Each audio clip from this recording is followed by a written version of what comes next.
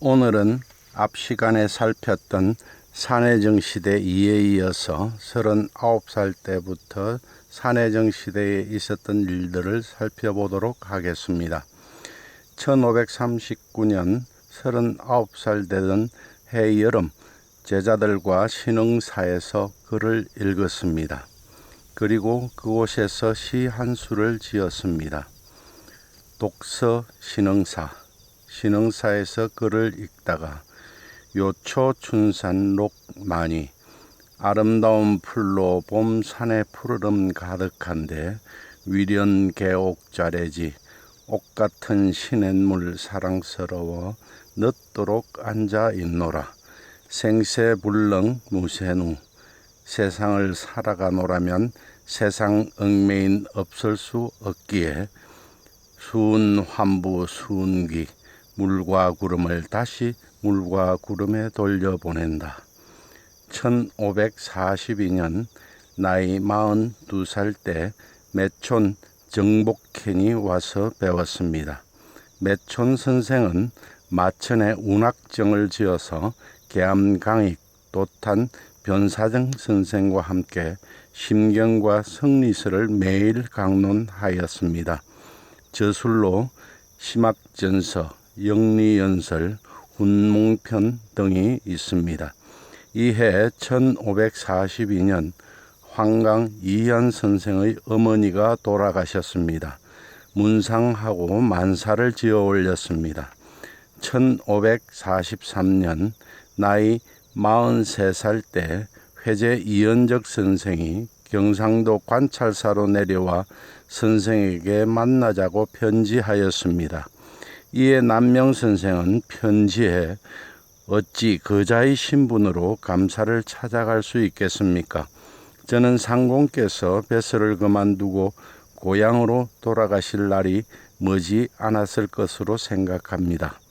그때에 각건을 쓰고서 안강리 댁으로 찾아가 배워도 늦지 않을 것입니다 하였습니다. 1544년 6월 나이 44살에 아들 조차산을 잃었습니다. 9살의 나이였습니다. 차산은 어려서부터 매우 총명하였습니다. 기르는 개가 먹이를 다투어 어른거린 것을 보고서 탄식하기를, 옛날에 진씨는 100마리의 개가 한 우리 안에 살았는데 우리 집의 개는 그렇지 못하니 마음에 참으로 부끄럽구나 한 적이 있습니다. 그리고 산해정에서 글을 읽고 있는데 초원을 타고 길을 가는 사람의 행차가 매우 성대하여 배우던 학생들이 모두 다투어 구경하면서 찬탄하고 부러워하였습니다. 그런데 차사는 홀로 태연히 글을 읽으면서 장부의 사업이 어찌 이런 것에 있을 것인가 하였습니다. 남명이 기특하게 여기고 사랑하였는데 불행하게도 일찍 세상을 떠나고 말았습니다. 선생은 당시의 심정을 시로 표현하였습니다. 상자, 아들을 잃고서 미실미야 성사, 집도 없고 아들도 없는 게 중과 비슷하고 묵은 무채 아여운, 뿌리도 꼭지도 없는 이내 몸 구름 같구나. 송료일생 무간에 한평생 보내자니 어쩔 수 없는 일. 연연회수 설분분, 여생을 돌아보니 머리카락이 흰 눈처럼 어지럽도다. 이해 1544년 친구 이림에게서 심경을 선물 받았습니다. 이림은 뒤에 대사관을 영입하고 병조 참의로 있다가 을사사화 때 화를 입었습니다. 이해 도구 이재신 선생이 문화로 찾아왔습니다. 이재신 선생은 의령 모화동 사람입니다. 뒤에 남명 선생이 거처하게 되는 합천 삼가현 토동과는 10여리 거리에 있어서 남명 선생이 거처를 토동 내룡정으로 옮겼을 때에는 매일 선생을 뵙고 배웠고, 선생이 거처를 산청 덕산으로 옮겼을 때에는 이재신 선생도 따라 덕산으로 옮겨 매일 찾아뵌 인물입니다. 한때 종육 명품 청아한 교수로 나갔으나 곧 버리고 돌아와 남명 선생을 섬겼습니다. 도구 선생은 바둑두기를 좋아하였습니다. 남명 선생이 꾸짖어 말리자 도구 선생이 시를 지어 변명하기를 바둑을 두는 입에는 남을 논평하는 일이 없고 관역을 쏘는 마음에는 자신을 돌보는 마음이 있습니다라고 하였습니다. 한 달 남짓 남명 선생을 곁에서 모신 적이 있었는데 자신의 마음을 수렴하는 것이 매우 극진하였습니다. 선생이 사람들은 은우가 농담을 잘한다고 하는데 나는 은우가 마음의 수렴을 잘하는 것을 보는구나 라고 하시자 대답하기를 떡의 향기를 오랫동안 맡으니 저도 모르게 이처럼 되었습니다 라고 하였습니다. 이해 1544년 중종 38년 11월에 중종이 승하하였습니다. 중종이 승하하자 선생은 시조 한 수를 지었습니다. 당시 겹홀소리가 현대어에서는 헛홀소리로 바뀝니다. 현대어로 읽겠습니다. 삼동에 배운 입고 암혈에 눈비 맞아 구름 낀 변리도 쬐은 적이 없건만은 서산에 해지다 하니 눈물겨워 하노라. 이듬해 1545년 나이 45살 때 안분당 긍규 선생이 산해정을 찾아와 강론하였습니다. 긍규 선생은 단성 단계리 사람으로 이원 선생과도 친하게 지냈습니다. 남명 선생이 상중에 있을 때 찾아와 조문하기도 하였습니다. 선생의 아버지가 긍규 선생 할아버지의 묘갈명을 지었습니다. 이렇듯 선대부터 친하게 지낸 인연이 있습니다. 문산서원에 그 아들 원당 금무님 선생과 함께 배양되었습니다.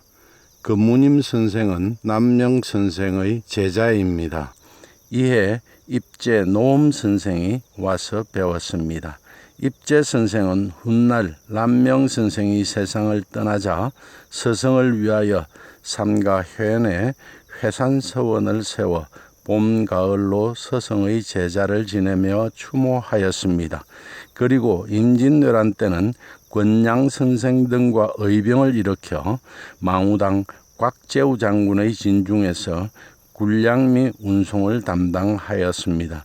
선생은 입제 선생에게 편지하면서 물을 거슬러 올라가는 배는 한치를 방심하면 한 길을 떠내려간다 하고 경계한 바 있습니다. 이해 1545년 봄에 선생은 청도 운문산 아래에 사는 삼족당 김대유 선생을 찾았습니다. 선생이 청도로 길을 떠날 때 사람을 보내 역시 청도에 사는 경제 곽순 선생도 오도록 연락하였습니다. 김대유 선생은 타견 김일손 선생의 조카입니다. 1507년 중종 2년 정시에 장원하여 곧장 진사과에 나가 합격하였습니다. 이해 문과에 급제하여 성균관 전적에 제수되었고 여러 차례 배설이 바뀌어 정원이 되어서는 사양하고 취임하지 않았습니다. 세 사람은 김대유 선생의 집에서 학문을 토로하며 며칠을 지내다 청도에서 멀지 않은 곳에 사는 소요당 박하남 선생을 찾아 교유하였습니다. 사흘 후 이들은 김천에 있는 직지사를 함께 둘러보고 헤어졌습니다. 선생은 김대유 선생에게 시 한 수를 지어주었습니다. 기삼족당, 삼족당에게 부침, 사여 풍운변, 세상일은 풍운과 더불어 변하고 강동 세월류, 강은 세월과 함께 흘러간다. 영금고의, 고금 영웅들의 뜻을 도부일허주, 온통 한 척의 빈배에 붙인다. 이에 1545년 청강 이재신 선생이 제자로 입문하였습니다. 청강 선생은 남명 선생이 세상을 떠난 뒤 진주 목사로 부임하여 서성의 추모 사업을 도왔습니다. 1545년 7월 인종이 성하하였습니다. 명종이 즉위하고 성렬대비 즉 문정왕후가 수렴청정하면서 외척인 윤원영 일파가 집권하였습니다. 을사사화가 일어났습니다. 이때 친분이 두텁던 대사관 이림, 사관 곽순, 참봉, 성우, 헌납, 이치 선생 등이 희생당했습니다.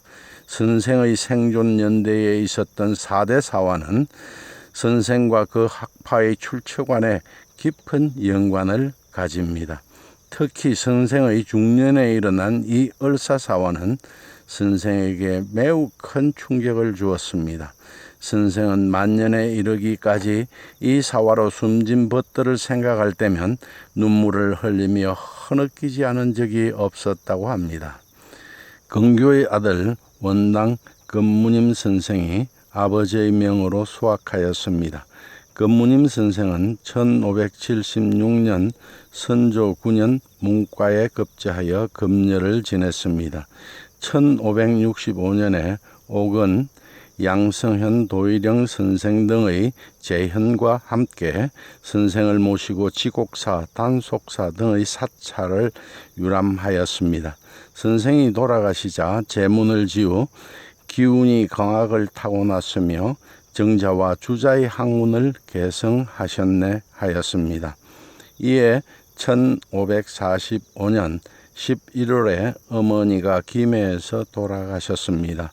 삼가선영의 동쪽 언덕으로 기장하였습니다. 3년 동안 심요살이를 하였습니다. 남명선생은 어머니를 모실 적에는 온화하고 공손하였고 착한 행실로서 봉양하여 마음을 기쁘게 해드리는 데 오로지 힘을 쏟았다고 합니다. 어머니가 돌아가셔서 삼가선영에 모시고 심요살이를 위해 합천상가로 가기 이전까지가 남명선생의 생애에서 제2기 산해정 시대입니다. 다음은 선생의 생애에서 제3기 내룡정 시대에 들어가게 됩니다. 내룡정 시대에 있었던 일들은 다음 시간에 하겠습니다. 감사합니다.